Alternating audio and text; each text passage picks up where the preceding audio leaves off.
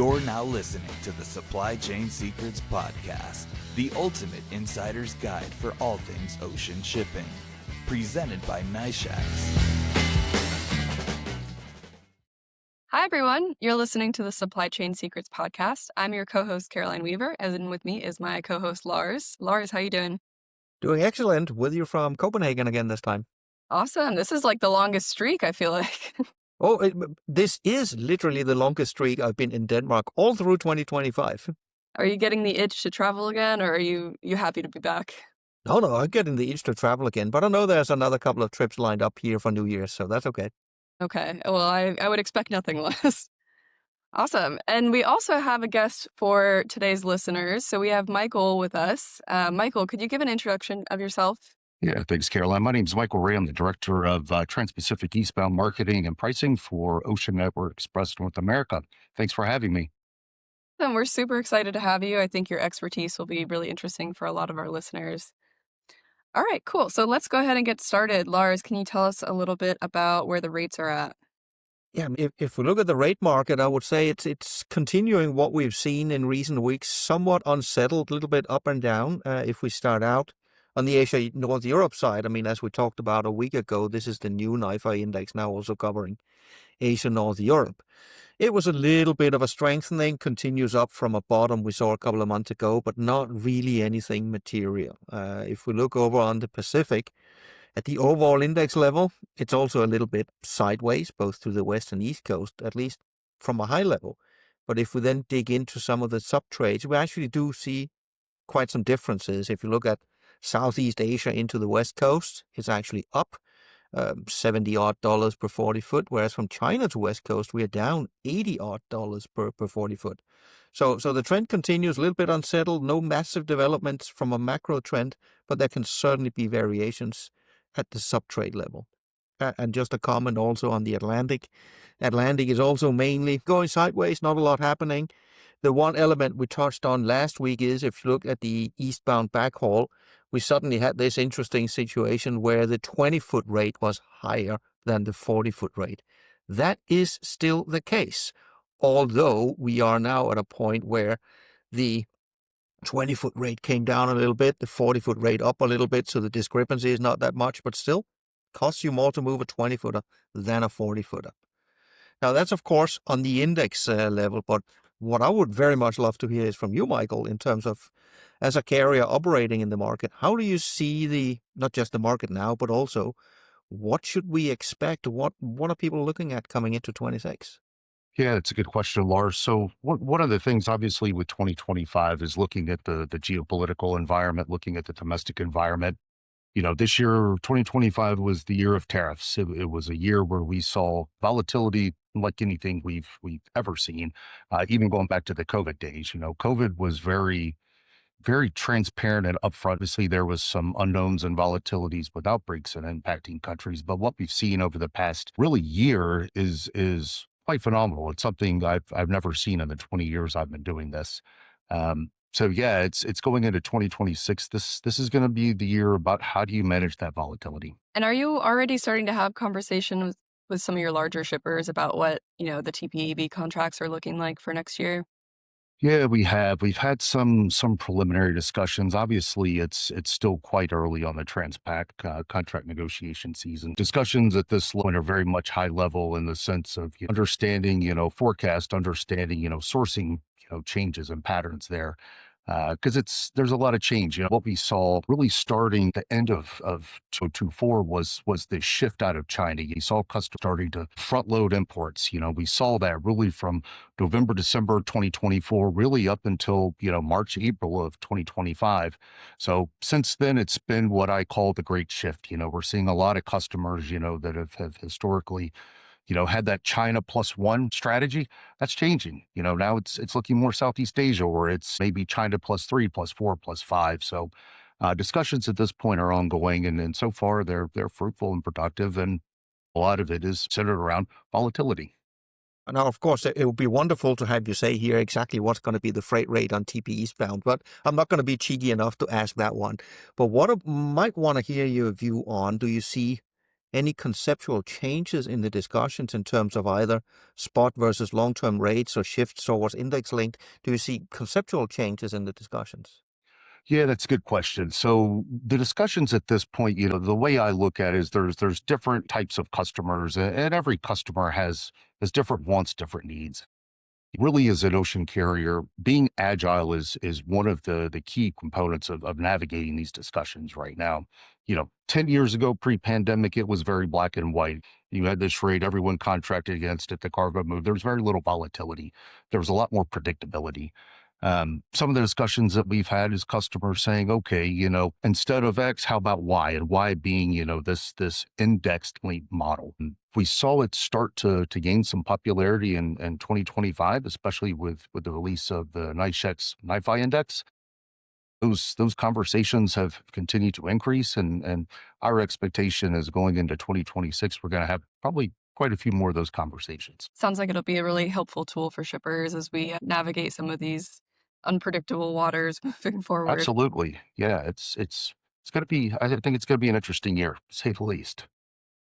Yep. Well, I think we should maybe talk about, what's happening right now. We do have quite a bit of volatility in terms of geopolitical things. So, Lars, could you talk about what's going on with tariffs right now? Yeah, I was about to say our favorite topic. And Michael, you mentioned before 2025 was the year of tariffs. You always make it sound like it's ancient history. Sadly, I think 26 is also going to be a year of tariffs and equally unpredictable. But this time around, it's actually Mexico. We should talk a little bit about. It seemed to be a little bit of surprise to people that Mexico would now come out with tariffs on China. It shouldn't really be a surprise because this was flagged several months ago. It seemed that now it actually passed through the Mexican parliament. And basically, they're going to slap 20 to 35% tariffs on a rather wide range of goods coming in from China here as from January. Now, let's also be clear here that in some of these cases, there are already tariffs on these goods. So it's not from 0 to 35. It varies a little bit by commodity, but clearly it is a ramp up. The Mexican president, she has made it very, very clear that this is purely for domestic purposes to protect own manufacturing. Fine, that's her view. I would tend to also see this in the context of the ongoing negotiations between U.S. and Mexico. That is purely from my perspective, but it seems that this is a spillover effect. It's a ripple effect of the U.S. trade war. Those two things can't necessarily be disassociated, and as such, I would also expect this to remain somewhat volatile going into 2026. I don't know if you're seeing any shifts to cargo going rather via Mexico or via Canada as part of the whole trade war that we've seen unfold, Michael. At this point, Lars, that's a really good question. There hasn't been a noticeable shift, but I also still think that it's a bit early. I think a lot of the market was looking at U.S.-Canada relations, U.S.-Mexico relations, and trying to navigate that dynamic and understanding, is it better to go through Canada? Is it better to go through Mexico? There is obviously going to be some shifting to Mexico. It's just expected based on this tariff situation. It hasn't come up to a point where it's noticeable in our portfolio and in the market and just in general. So obviously something to keep an eye on, though. Okay. And is there any news right now on the Red Sea? Yes and no. The good news is that there's not really any news. Nobody is shooting. The ceasefire still seems to be holding. But there is one piece of news that came out here over the weekend where I don't want to be alarmist because that's unwarranted at this point in time, but there is a signal at least we should pay attention to. The Houthis have a foreign minister or foreign ministry. Again, of course, it's a government that's not recognized by anybody, but they like to give themselves titles. And that foreign minister basically went out in the usual self-aggrandizing way and saying that, there is Zionist aggression up in Gaza and Israel is undermining the ceasefire. That's, of course, the view of the Houthis.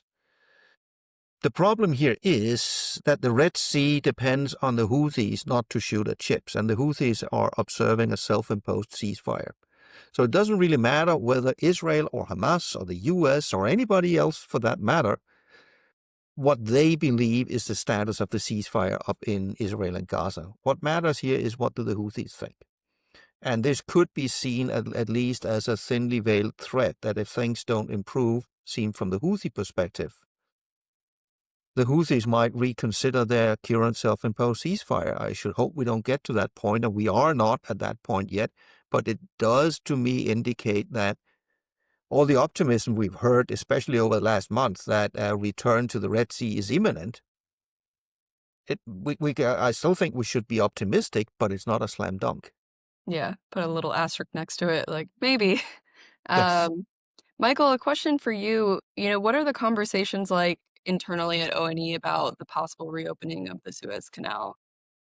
Yeah, it's a good question. Obviously, with the ceasefire being announced, it kind of put the Suez routing back into the limelight. But at the end of the day, the number one priority for ONE and I think the industry as a whole is, obviously the safety of the seafarers is first and foremost, followed by the vessels and the customer cargo. So it is a situation that we have been monitoring. We will continue to monitor. I don't think anymore, at least from my side, we're not necessarily chopping to go back. It really is we have to make sure that the timing is right. Timing is right for those three things: the safety of the crew, the safety of the vessel, and the safety of the cargo. When that'll be, I don't know. My personal opinion is we look at this and, we're not talking about another country. So diplomacy is not something that going to happen.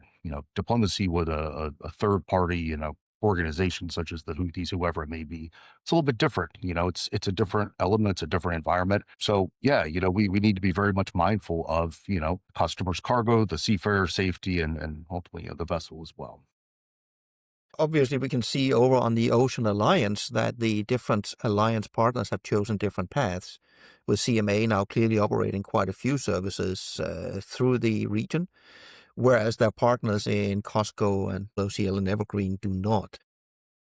Can you lend some insight into, has there been a conversation, not just at ONE, but also at the Premier Alliance level, whether it's everybody has to be aligned or whether individual carriers can choose their own path? Yeah, within the Premier Alliance, there will be alignment amongst the vessel partners there in terms of resuming a routing through the Suez Canal. Again, when that'll happen, I don't know. We don't know. Obviously, we're going to have to make sure that it's safe to pass through, and we're not putting our seafarers, the crew, the vessel, any of that in harm's way. Thank you for sharing that. Sure. Let's talk a little bit in general about some maritime risks. We've been seeing an uptick in incidents globally, maybe not necessarily for container ships, but Lars, could you talk about what's going on and maybe why it matters to our listeners? Yeah, unfortunately, we got basically a smorgasbord of maritime risks that are coming these weeks. Let's take them from an end. We have continuing tensions between Thailand and Cambodia. Well, that's actually not the right word. We have an outright border war ongoing, which means that Cambodian cargo still cannot go directly over to Thailand. Then we have an escalation in the Black Sea. In the last few weeks, we had a couple of tankers. They were linked to the Russian Shadow Fleet, which were attacked likely by the Ukrainians. Nobody's really confirming anything. But what's potentially more worrying is what's happening here over the weekend, where there were attacks in Ukrainian ports where two Turkish vessels were hit, one being a product tanker, but the other one a RoPax vessel. So not a tanker. And by the way, and that attack in the port, it also impacted one of the container cranes. And of course, as I think everybody is pretty well aware, we had Iran seizing a tanker just south of the Strait of Hormuz, not for the first time, and not even for the first time this year. Of course, we had the U.S. seizing an oil tanker off the coast of Venezuela. We could, on this podcast, since we're dealing with container shipping, say we shouldn't really touch upon this because most of this is tanker vessels. But I think there is a more important underlying agenda here. We see maritime risks being significantly increased from the perspective that the maritime supply chain is increasingly front and center in geopolitical conflicts. And sure, for now, it seems to mainly impact tanker vessels. But I would not bet the farm that this doesn't suddenly spill over to other shipping segments as well. That increases overall risk. That increases the concern everybody moving cargoes should have in terms of compliance. Who can you use? Who can you not use? It might eventually have an spillover impact also on maritime insurance rates. So I see a world that is becoming increasingly unstable and a world where the maritime sector is increasingly being directly involved. Not because any of the maritime actors want to be involved, but because we are seeing an increasing number of governments that insist on bringing the maritime sector into the geopolitical play. Yeah, to me, it seems more like collateral damage too, in terms of meeting their agenda and what they want to get done geopolitically. Yeah, and you say a lot of this happens at sea, but one that, of course, doesn't happen at sea is the border war between Thailand and Cambodia. And if you look at it with Cambodia, you basically got three ways of moving cargo in and out. You can use the feeder services off of their own port down in Sihanoukville, which handles about 1 million TEU a year, but that is purely feeder services. If you want to go direct with deep sea vessels, you need to move overland either into Vietnam and move it out of Kai Mep or over to Thailand and move it out of Lam Chapang. But obviously, the Thailand option is completely off the table with the border war right now. What are you seeing, Michael, in terms of how is that impacting some of your shippers and their supply chains, especially around Cambodia? Yeah, at this point, Lars, we're not seeing a huge impact at this point, but again, it's still early in my opinion. I do think that there could definitely be some potential to see the feeder situation start to get stressed a little bit more than maybe they have in the past. To your point, previously there were three options, Thailand, Vietnam, and the feeder. So with one of those options gone, that cargo's got to go somewhere, right? So I do think that there is potential where we could see increased volatility of freight coming out of Cambodia. It is highly possible. I would imagine that, given the infancy of where this is at, being relatively new, give it another week, maybe 2 weeks, we could start to see, potentially some impact there. So obviously it's something, needs to be highlighted. Yeah, good point. We'll see that, I'm sure, through the rates in the coming weeks, and we'll be sure to touch upon that. Lars, anything else to add about the different maritime risks, or do we feel like it's sufficiently covered here? Oh, we could probably wax on poetically for a lot of other small, low-key geopolitical challenges, but I think this sets the tone pretty well for the challenges the industry is facing. All right. Well, let's talk about maybe something a little bit more novel for our industry. Somewhat, I guess. So we have more vessels going through the North Sea routes. Could you talk a little bit about, what the volume looks like, why this change is happening? Yep. I think some might have seen headlines, especially here in the late summer, that suddenly there were container services being operated between China and Europe going north around Siberia in the Northern Sea route. For those that have been watching that space, this is not new. This was also hyped even before the pandemic. All of this is a spin-off of global warming, where gradually the ice coverage of the Northern Sea route is diminishing. And eventually you can have open seas, and that, of course, has spurred a lot of imagination because it's a massive shortcut to go that way. Now, one thing is hype. Another thing is then looking at the data. We're now at a point where there are no more transits this year. It's winter is beginning to ice over. So you can now look at the actual data. And there's a very nice university located up in Tromsø that's providing a good overview. In total, there were 103 vessels that made the passage this year. But most of those are tankers and bulkers. Only 15 container vessels made the journey. And only 7 of those are really interesting because that's on the head haul from Asia to Europe. So we're talking 7 journeys only. 6 of those journeys solely went to Russia, either to St. Petersburg, to Kaliningrad, or to Arkhangelsk, or a combination of those. Only a single vessel made it into North Europe, which was a Sea Legend vessel going down to Felixstowe and afterwards, I believe, Gdansk. If you look at it and make the wildly optimistic assumption that these ships were all full, which they are unlikely to have been, but let's just assume they were all full. How much does this impact the overall Asia-Europe trade? Well, less than 0.1% of the cargo moved this year is moving on the Northern Sea route. So I think the headlines were a lot louder than the actual reality. One thing that I think is worth mentioning, and again, I've only here looked at the 15 container vessels, not at all the tankers and bulkers. I believe it was 6 or 7 of those journeys were done with vessels which were not ice-classed at all. And sure, you might imagine that it's ice-free up there. It's not. This summer, there was only 2 weeks where it was completely ice-free. And only a few of the container journeys took place in that period. The rest of the time, there is still ice. You still need icebreaker assistance. And sending container vessels non-ice class up into that region is definitely a risk. And we should keep in mind that if something untoward happens up there, there's absolutely zero rescue services, nothing that you can do in terms of containing environmental damage.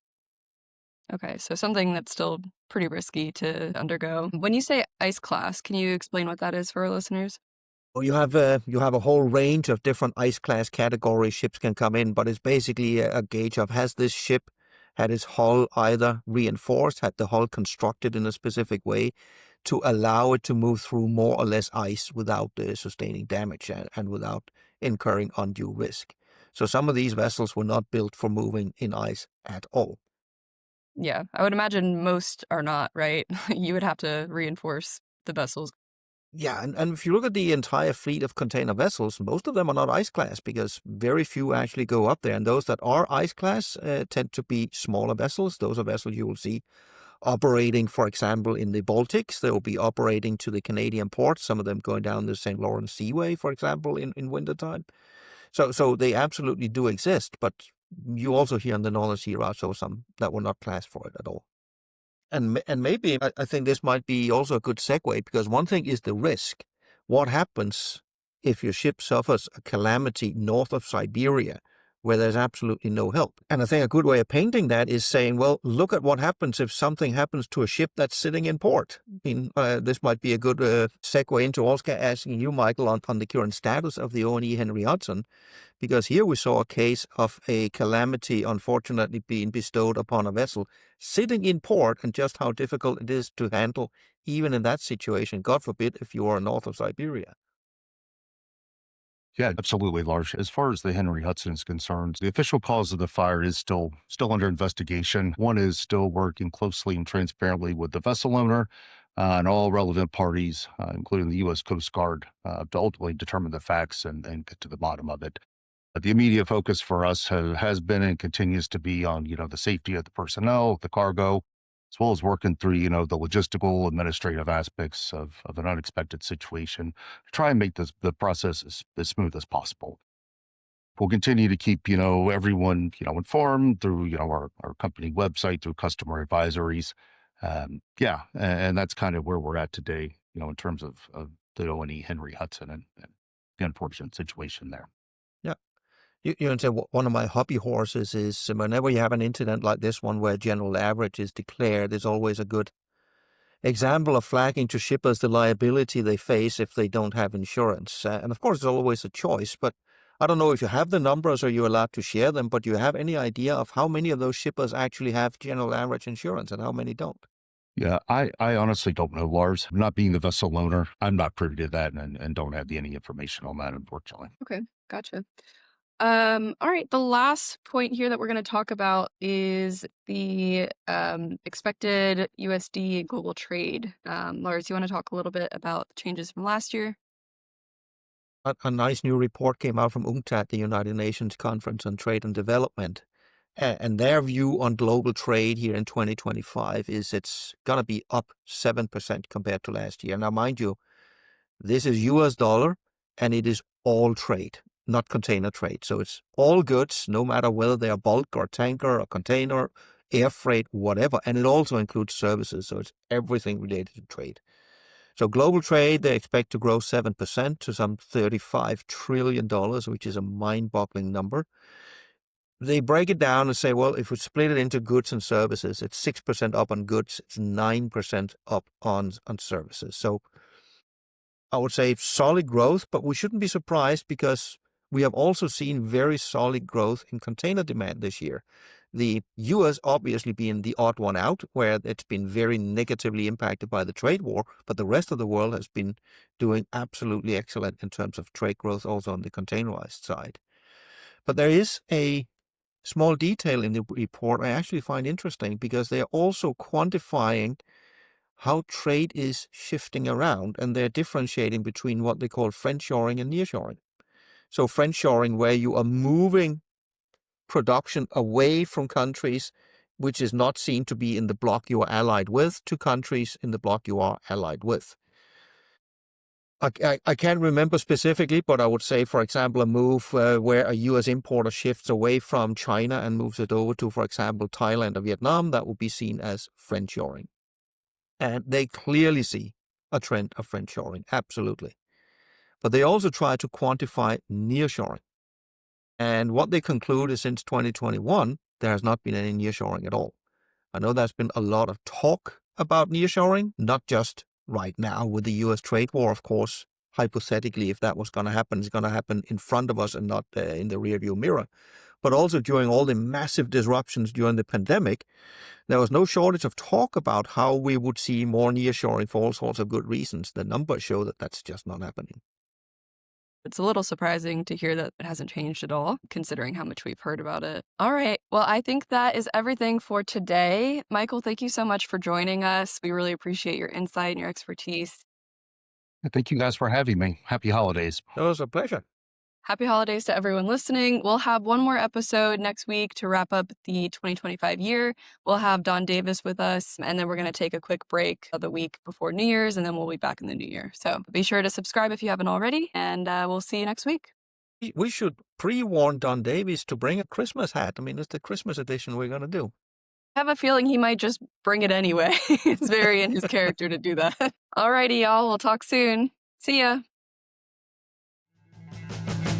Thanks for listening to Supply Chain Secrets Podcast, presented by NYFI.